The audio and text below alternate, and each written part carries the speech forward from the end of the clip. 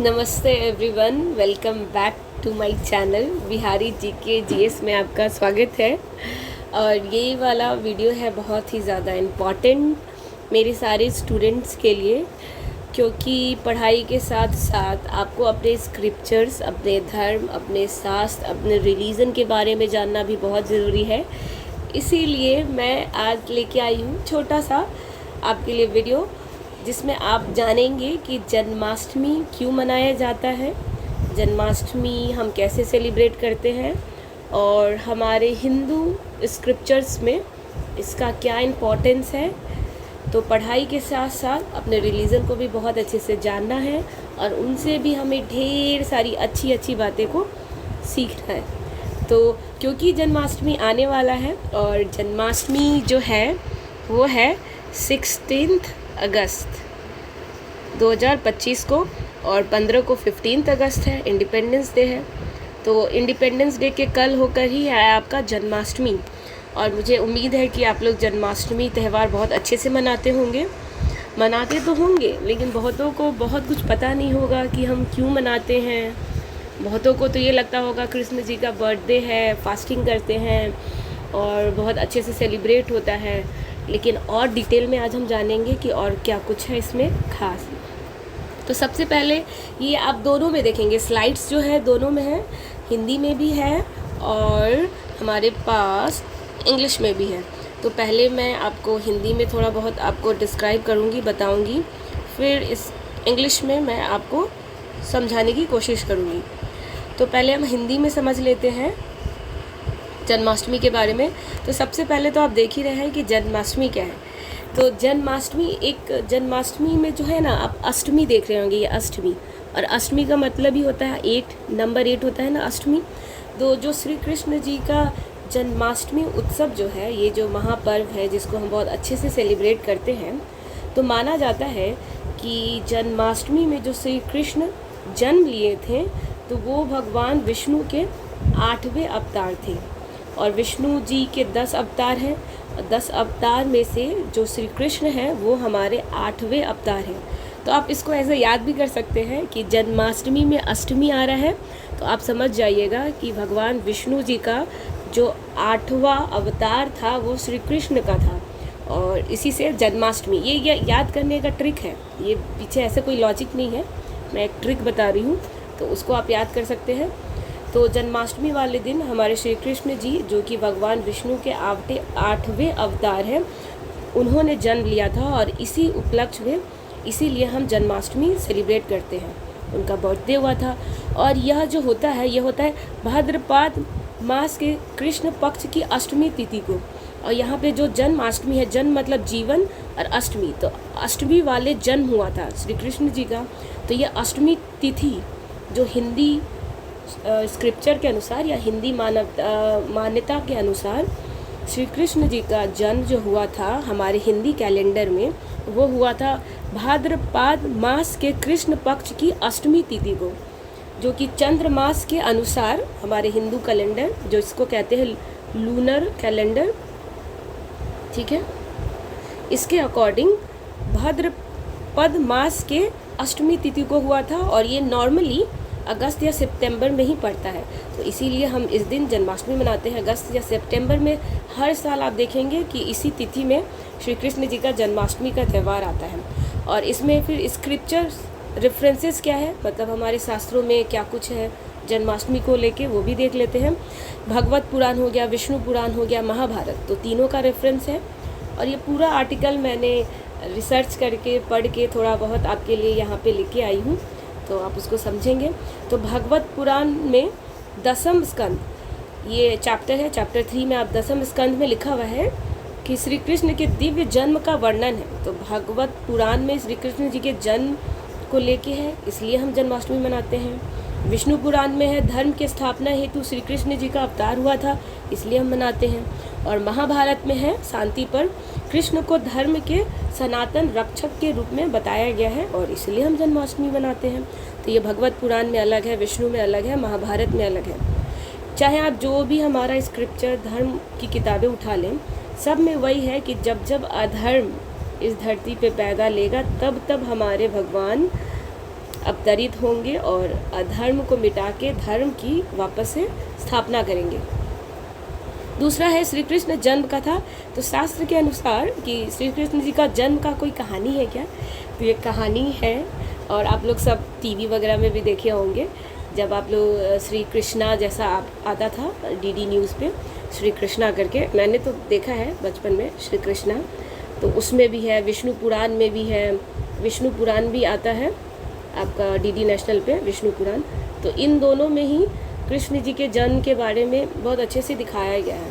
तो अगर आपने देखा है तो अच्छी बात है, अगर नहीं देखा है तो यूट्यूब पे पड़ा है, आप वहाँ से भी देख सकते हैं। तो इसमें क्या था कि भगवत पुराण के अनुसार पृथ्वी माता जो हमारी अर्थ गॉडेसेस है, हमारी पृथ्वी माता जो है, जब वो गौ के गैया के रूप में रूप लेती हैं, रूप धारण करती हैं, तो और भगवान विष्णु जी के पास जाती हैं और भगवान विष्णु जी से कहती हैं कि ये जो अत्याचारी राजाओं से है ना, ये पूरा पृथ्वी बहुत ही ज़्यादा अत्याचार सह रहा है और मैं इस अत्याचार को अब ज़्यादा बर्दाश्त नहीं कर सकती। इसलिए भगवान विष्णु उनको अश्योर करते हैं, आश्वासन दिलाते हैं, विश्वास दिलाते हैं कि अब ऐसा बिल्कुल नहीं होगा। वो अवतरित होने जा रहे हैं और अधर्म अत्याचारी राजाओं से इस पृथ्वी को, हमारी पृथ्वी माँ को मुक्त कराएंगे। कंस, आपको पता है ये श्री कृष्णा में आप देखेंगे कि कंस को भविष्यवाणी होती है आकाशवाणी में। जब देवकी और वासुदेव के विवाह के समय आकाशवाणी हुई थी, देवकी और वासुदेव दोनों पति पत्नी थे, तो इनके विवाह के जब इन दोनों का शादी हो रहा था तो एक आकाशवाणी होती है। उसी आकाशवाणी में बोला जाता है कि कंस को चेतावनी मिलती है कि देवकी और वासुदेव का जो 8वां पुत्र होगा वो आपके विनाश का, आपके खात्मा का क्या होगा, कारण होगा। मतलब जो 8वां पुत्र देवकी और वासुदेव जी का जो जन्म लेने वाला है वही आपको नष्ट करेगा, आपके अत्याचारों से इस पूरे पृथ्वी को मुक्त कराएगा। तो देवकी का 8वां पुत्र तेरा वध करेगा। देखिए लिखा हुआ है, कैद में कंस ने भयवश, क्या होता है कि कंस डर जाता है, कंस को लगता है बाप रे क्या भविष्यवाणी हो गई, अब क्या होगा। तो वो डर के मारे क्या करते हैं, देवकी और वासुदेव अपनी ही बहन, ठीक है, और उनके हस्बैंड अपने जीजा को कैद खाने में, कारागार में डाल देते हैं। आपने देखा होगा ये वाला भी बहुत सारा स्कूल वगैरह में नाटक होता है, तो देखते होंगे जेल में है देवकी और वासुदेव। तो इसी वजह से वो डालते हैं क्योंकि आकाशवाणी में कहा गया है कि दोनों का जो बच्चा होगा और वही बच्चा आपकी मौत का कारण होगा। तो कंस सोचता है कि इन दोनों को कैद में रख देंगे तो जैसे ही बच्चा होगा उसको लेंगे और मार देंगे, कुछ नहीं होगा मेरा। लेकिन भगवान तो भगवान होते हैं। आगे देखिए क्या होता है। तो कंस वही डर के मारे दोनों को जेल में, कारागार में डाल देते हैं। 6 पुत्रों का वो वध कर देते हैं लगातार। पहला मारते हैं, दूसरा, तीसरा, चौथा, पांचवा, छठा तक का वध कर देते हैं। तो आप देखिए सप्तम गर्भ का स्नानांतरण, अब जो 7वां होता है उसका चेंज कर देते हैं। जो बच्चा 7वां जो जन्म लेते हैं वो चेंज हो जाता है। योग माया ने 7वें गर्भ बलराम को रोहिणी के गर्भ में स्थानांतरित कर दिया था। अब योग माया जो थी, तो इन्होंने जो इस 7वां बच्चा जो होने वाला था देवकी का, जो कि बलराम जी हैं, कृष्ण जी के भाई, आप जानते होंगे बहुत अच्छे से, हल लिए रहते हैं बड़ा सा। तो बलराम जी को क्या करते हैं, रोहिणी के गर्भ में स्थानांतरित कर देते हैं, रोहिणी के क्या होता है गर्भ में डाल देते हैं, ठीक है। अब उसके बाद देखिए दिव्य जन्म, अष्टमी की अर्धरात्रि को कृष्ण ने श्याम वर्ण पीताम्बर कौस्तुम्भिक मणि और 4 भुजाओं में शंख चक्र गदा पद धारण कर प्रकट हुए भगवान कृष्ण। तो ये जो 8वां बच्चा था वही थे श्री कृष्ण। और 8वां बच्चा को भी, क्योंकि कंस मारने के फिराक में था, लेकिन क्या होता है भगवान की लीला, भगवान की माया है, वो भी बदल जाते हैं। श्री कृष्ण जी को बदल दिया जाता है। जो आप देखते होंगे कि यमुना नदी घोर बारिश में क्या हो जाता है, वो बच्चा लेके जाते हैं और बदल देते हैं। ये आपने ये वाला सीन देखा होगा। फिर देखें गोकुल गमन, वासुदेव ने उन्हीं यमुना जी पार कर गोकुल पहुंचा दिया और यशोदा के नवजात शिशु योग माया से अदला बदली कर दी। अब देखिए यशोदा माँ, जो ज़्यादातर आप गाना सुनते हैं ना, यशुमती मैया से पूछे नंदलाल, राधा क्यों गोरी मैं क्यों काला। तो यही यशोदा माँ से जो 8वां पुत्र जो हुए थे हमारे देवकी और वासुदेव का, तो योग माया क्या की थी, यशोदा माँ भी उस टाइम प्रेग्नेंट थी, ठीक है। और उनके गर्भ में जो बच्चा पल रहा था और देवकी के गर्भ में जो बच्चा पल रहा था, दोनों को योग माया की मदद से बदल दिया जाता है। और ये बच्चा जो पैदा ले लेता है देवकी से, तो वासुदेव जी यमुना पार करके घंघोर बारिश में जाते हैं और यशोदा जी के बगल में जो बच्चा रहता है उनसे अदला बदली वो कर देते हैं। ये भी सीन आपने बहुत देखा होगा, टीवी पे बहुत दिखाता है, पोस्टर, पिक्चर, वॉलपेपर सब जगह रहता है। और फिर है देखिए जन्माष्टमी का आध्यात्मिक महत्व क्या है, तो वही अधर्म पे धर्म की विजय होती है। जब जब अधर्म आएगा तब तक हमारे श्री कृष्ण आएंगे, ठीक है। तो वही कंस का अंत करने के लिए वो आते हैं। कंस बहुत ही ज़्यादा घटिया बेकार राजा था, भक्तों की रक्षा भक्त की रक्षा करने आते हैं वो।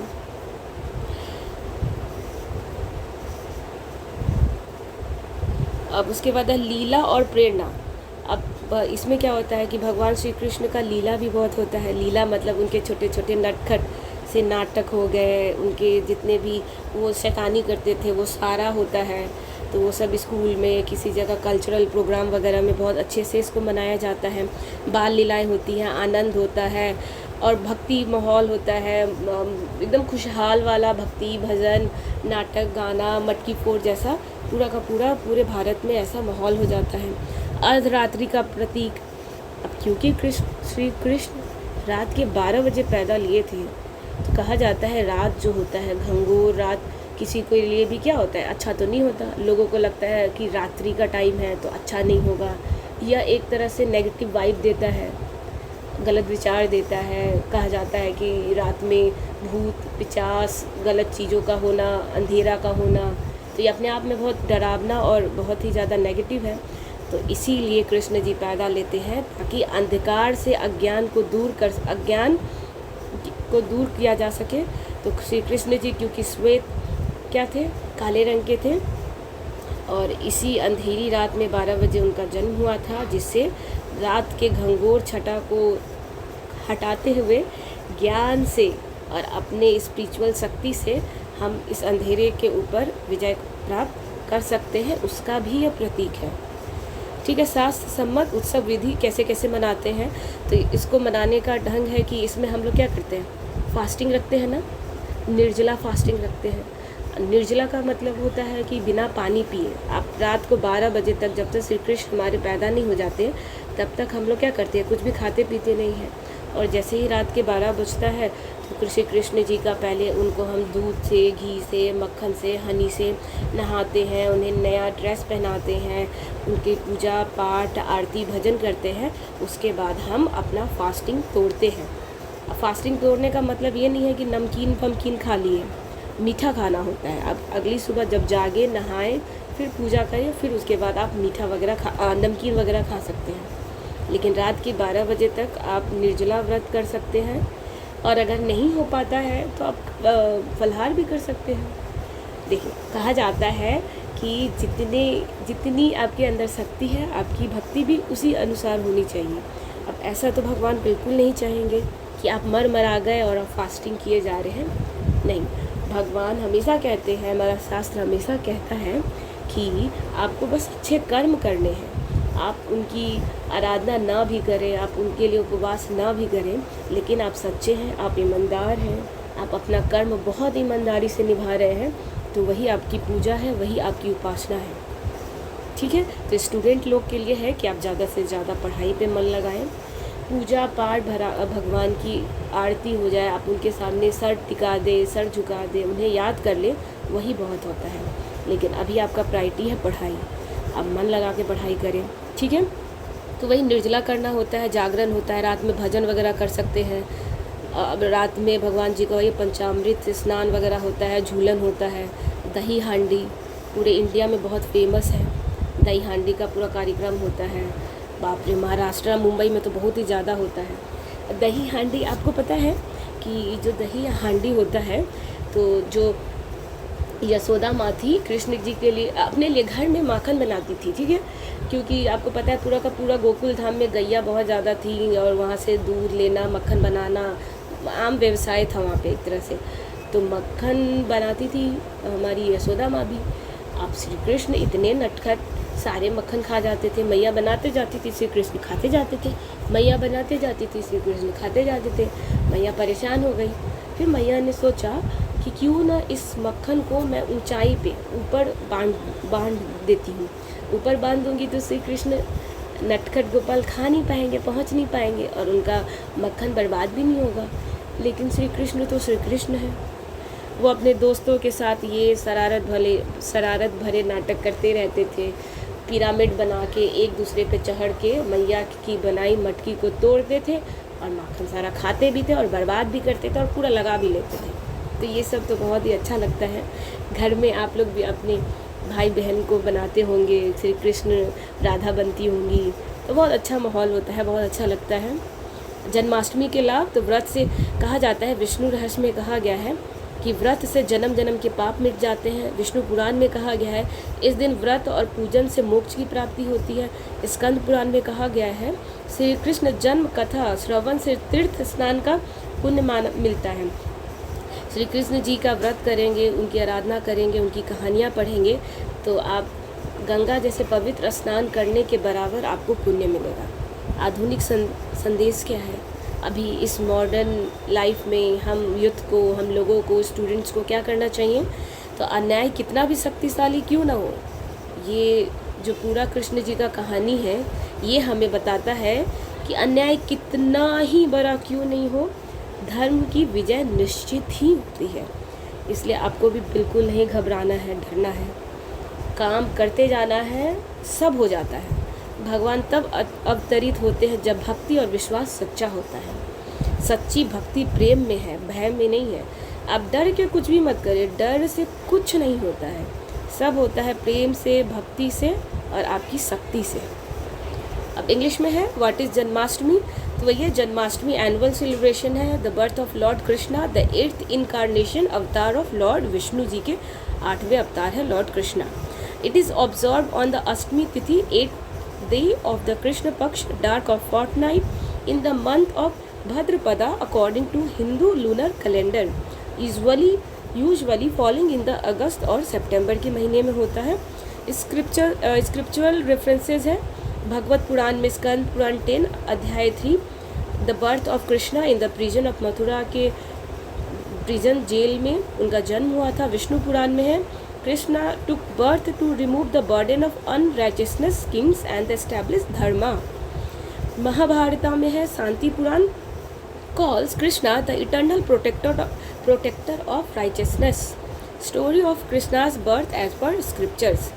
According to Bhagavata Puran, the earth Bhumi Devi approached Lord Vishnu in the form of cow, complaining about the unbearable weight of sinful rulers like Kans. Vishnu assured her that he would descend to restore balance. की event क्या क्या है इनके birth से related? तो prophecy of Kans का prophecy हुआ था, भविष्यवाणी हुआ था, जो कि अभी हमने ऊपर बताया आपको। Imprisonment of Devaki and Vasudev को जेल में रखा गया। ट्रांसफ़र टू 7 चाइल्ड, 7वें बच्चों को बदला गया। डिवाइन बर्थ हमारे कृष्ण जी का जन्म हुआ और एस्केप टू गोकुल, और वो फिर क्या हो गया गोकुल में, उनको कैसे वो गोकुल को पहुंच जाते हैं ये भी बताया गया है।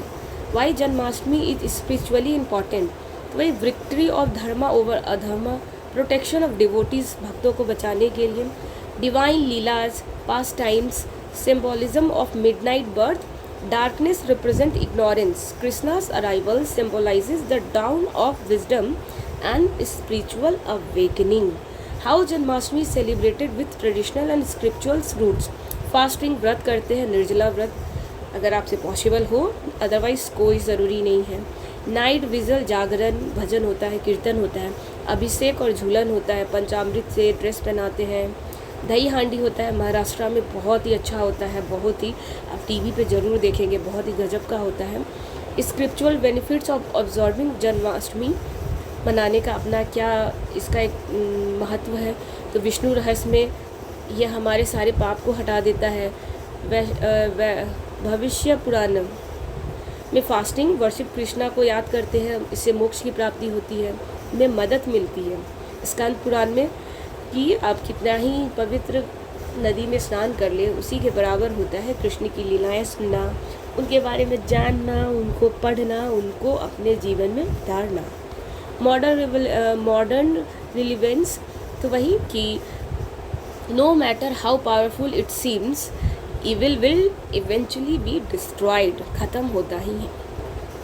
तो ये है आपका पूरा का पूरा जन्माष्टमी के बारे में। और मुझे उम्मीद है कि बहुतों लोगों को बहुत कुछ पता होगा, जिन भी स्टूडेंट्स और जो लोग भी सुन रहे हैं उनको अगर आइडिया नहीं था, थोड़ा बहुत पता चला होगा कि हमारे कृष्ण इतने महान हैं। उनकी जो टीचिंग्स है, उन्होंने जो भगवद गीता में पढ़ाया है, उपदेश दिया है, उसको हम अपनी लाइफ में उतारें और अपने लाइफ को एक अच्छा डायरेक्शन दें, अच्छा रास्ता दें, एक अच्छा मोड़ दें, ताकि हम अपनी लाइफ में हमेशा आगे बढ़ सकें, लोगों का अच्छा कर सकें, सोसाइटी का अच्छा कर सकें, ह्यूमैनिटी का अच्छा कर सकें, खुद का अच्छा कर सकें। तो इस चैनल को सब्सक्राइब कर लेंगे, वीडियो को लाइक करेंगे।